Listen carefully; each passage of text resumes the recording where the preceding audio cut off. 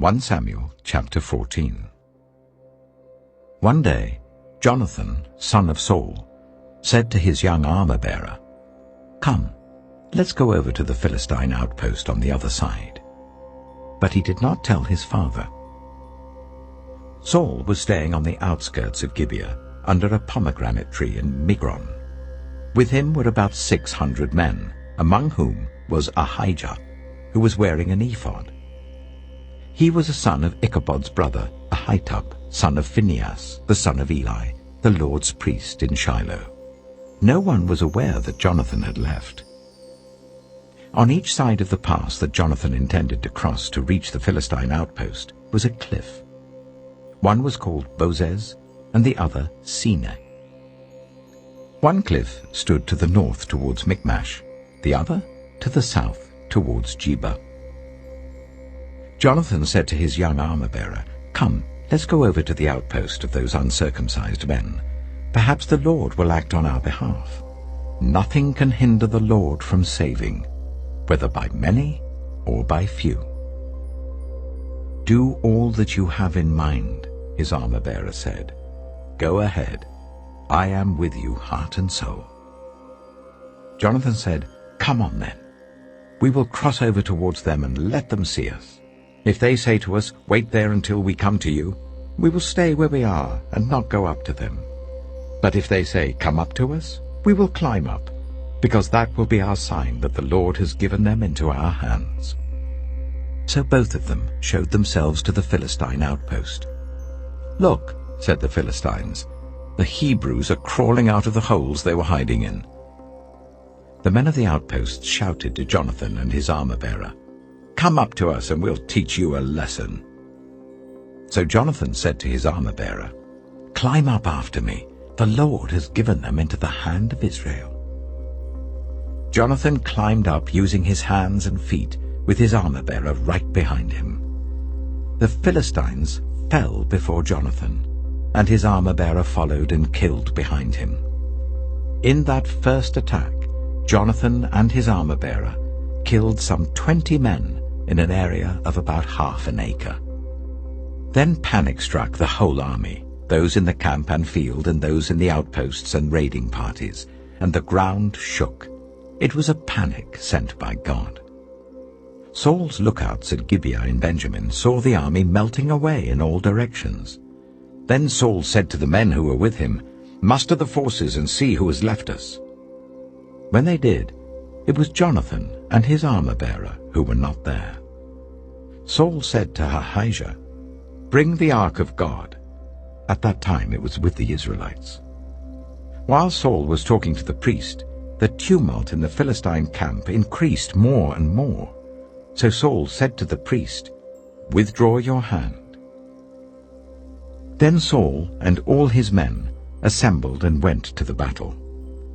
They found the Philistines in total confusion, striking each other with their swords. Those Hebrews who had previously been with the Philistines and had gone up with them to their camp went over to the Israelites who were with Saul and Jonathan. When all the Israelites who had hidden in the hill country of Ephraim heard that the Philistines were on the run, they joined the battle in hot pursuit.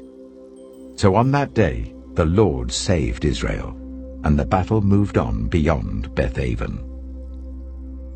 Now the Israelites were in distress that day, because Saul had bound the people under an oath, saying, "Cursed be anyone who eats food before evening comes, before I have avenged myself on my enemies." So none of the troops tasted food. The entire army entered the woods, and there was honey on the ground. When they went into the woods, they saw the honey oozing out. Yet no one put his hand to his mouth because they feared the oath. But Jonathan had not heard that his father had bound the people with the oath, so he reached out the end of the staff that was in his hand and dipped it into the honeycomb. He raised his hand to his mouth, and his eyes brightened. Then one of the soldiers told him, "Your father bound the army under a strict oath, saying, 'Cursed be anyone who eats food today.' That is why the men are faint." Jonathan said, "My father has made trouble for the country. See how my eyes brightened when I tasted a little of this honey. How much better it would have been if the men had eaten today some of the plunder they took from their enemies. Would not the slaughter of the Philistines have been even greater? That day, after the Israelites had struck down the Philistines from Michmash to Ajalon, they were exhausted. They pounced on the plunder, and, taking sheep, cattle, and calves, they butchered them on the ground and ate them, together with the blood. Then someone said to Saul, "Look, the men are sinning against the Lord by eating meat that has blood in it."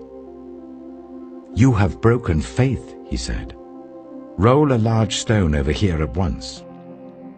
Then he said, "Go out among the men and tell them, 'Each of you bring me your cattle and sheep, and slaughter them here and eat them. Do not sin against the Lord by eating meat with blood still in it.'" So everyone brought his ox that night and slaughtered it there. Then Saul built an altar to the Lord. It was the first time he had done this. Saul said, "Let us go down and pursue the Philistines by night and plunder them till dawn, and let us not leave one of them alive." "Do whatever seems best to you," they replied. But the priest said, "Let us inquire of God here." So Saul asked God, "Shall I go down and pursue the Philistines? Will you give them into Israel's hand?"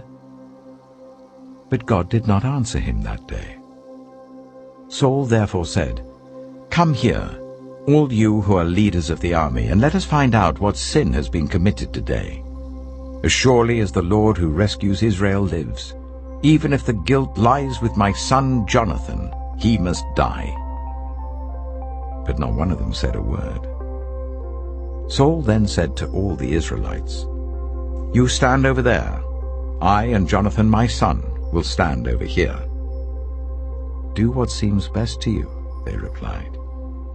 Then Saul prayed to the Lord, the God of Israel, "Why have you not answered your servant today?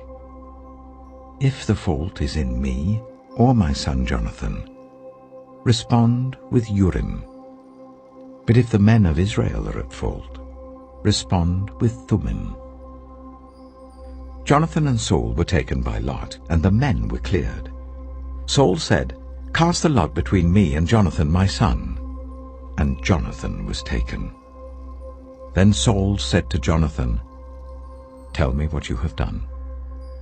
So Jonathan told him, "I tasted a little honey with the end of my staff, and now I must die?" Saul said, "May God deal with me, be it ever so severely, if you do not die, Jonathan." But the men said to Saul, "Should Jonathan die? He who has brought about this great deliverance in Israel? Never. As surely as the Lord lives, not a hair of his head shall fall to the ground, for he did this today with God's help." So the men rescued Jonathan, and he was not put to death. Then Saul stopped pursuing the Philistines, and they withdrew to their own land. After Saul had assumed rule over Israel, he fought against their enemies on every side: Moab, the Ammonites, Edom, the kings of Zobah, and the Philistines. Wherever he turned, he inflicted punishment on them. He fought valiantly and defeated the Amalekites, delivering Israel from the hands of those who had plundered them. Saul's sons were Jonathan, Ishvi, and Malchishua. The name of his elder daughter was Merab, and that of the younger was Michal. His wife's name was Ahinoam, daughter of Ahimaaz. The name of the commander of Saul's army was Abner, son of Ner, and Ner was Saul's uncle. Saul's father, Kish, and Abner's father, Ner, were sons of Abiel. All the days of Saul there was bitter war with the Philistines, and whenever Saul saw a mighty or brave man, he took him into his service.